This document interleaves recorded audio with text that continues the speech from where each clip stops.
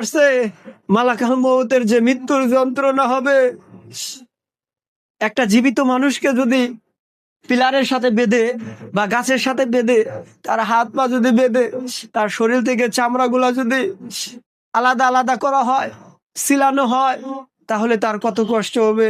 এর চেয়ে হাজার গুণ বেশি কষ্ট হবে মৃত্যুর যন্ত্রণা, মৃত্যুর কষ্ট, মালাকাল মউতের যন্ত্রণা।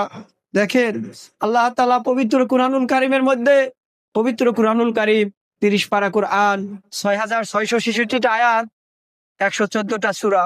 আল্লাহ রাব্বুল আলামিন পবিত্র কুরআনুল কারীমের মধ্যে বলেছেন, আকিমুস সালাত, তোমরা নামাজ কায়েম করো। as-সালাতু মিফতাহুল জান্নাহ, নামাজ বেহেশতের চাবি। আফদালুল ইবাদাতি তিলাওয়াতুল কোরআন, কোরআন তেলাওয়াত হচ্ছে সর্বোত্তম ইবাদত। আফদালুল ইবাদাতি তিলাওয়াতুল কোরআন, কোরআন তেলাওয়াত হচ্ছে সর্বোত্তম ইবাদত। আল্লাহ রাব্বুল